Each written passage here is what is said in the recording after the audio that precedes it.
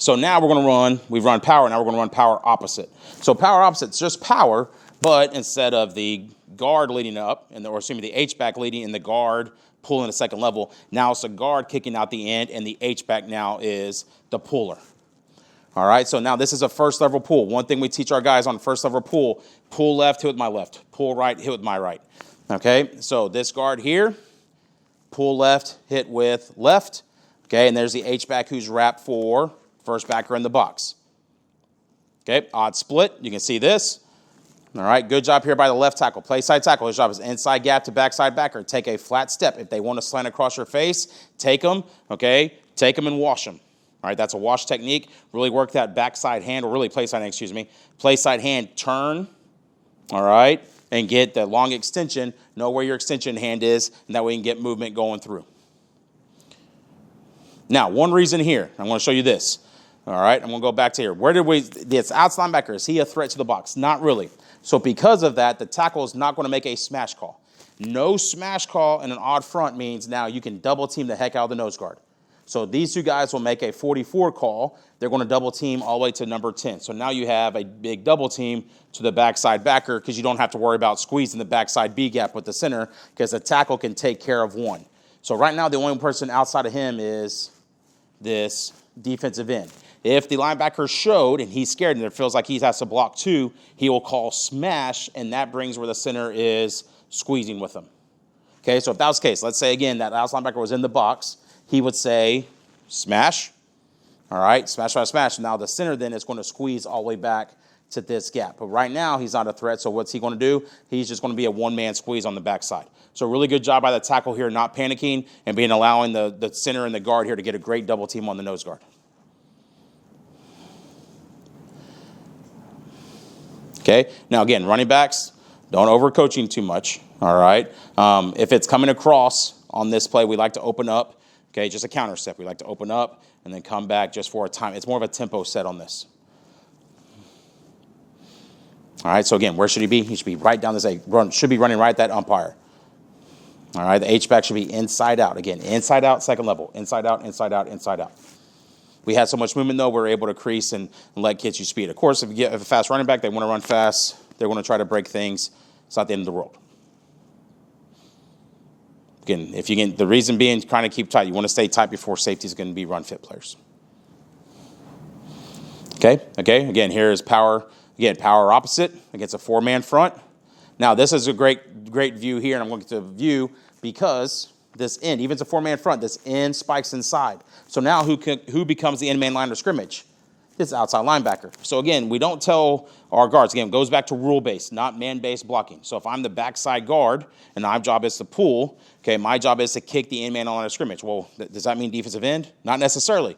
Because if the defensive end spikes, now who's the new defensive end? Now, or the new end man line of scrimmage is an outside linebacker or an inside linebacker who's filling. So what does our guard do? He wants to point the toe pull. Like I said, it's a first level pull. Point the toe pull, all right? And now whenever you go kick, you want to use your, again, pull with my right, hit with my right.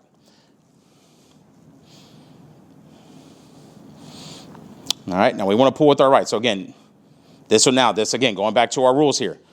Okay, and this is kind of a game plan what we want to do here. This is a even stack, because again, where is this backer?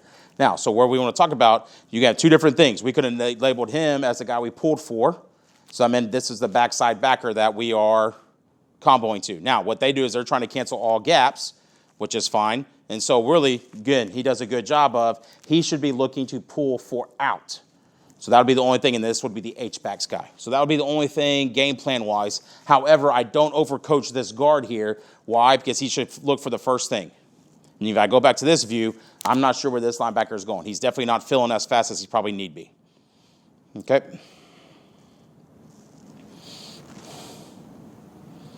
All right, so now different look. Now we're in an even set. Now this time, look here, we're going to go a different view of this play. Again, up front, still the same rules, but you can see right here, we're going to reverse that. We're going to be in pistol. And why do we like running this? What did we just do with the ball? We just hit the ball.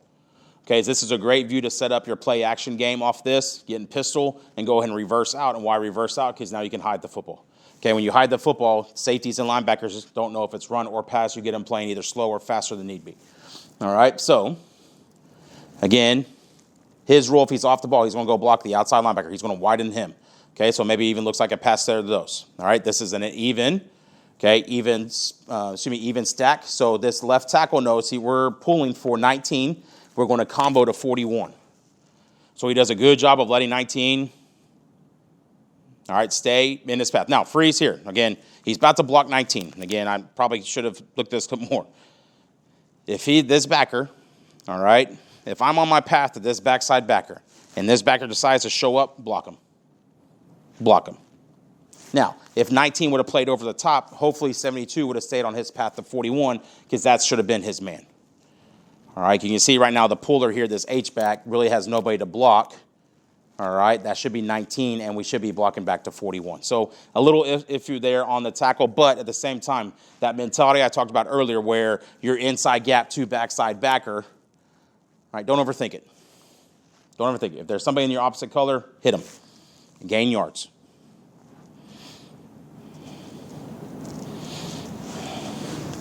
All right, this is a variation against a three-man front. We played against a really good team. These dudes right here are big, they're nasty, and we had a hard time thinking we can wash them. We didn't think we could wash one-on-one if they want to be a tight 5 or even almost a head-up 4 or 4-eye on this. So what we do is we decided to base out, okay, give a tag to the tackle. Now he's going to block out in hopes of getting these guys to come up the field, which we did, and let our little bitty runt guard get a better view or a better angle. Again, pull right with it, hit with our right.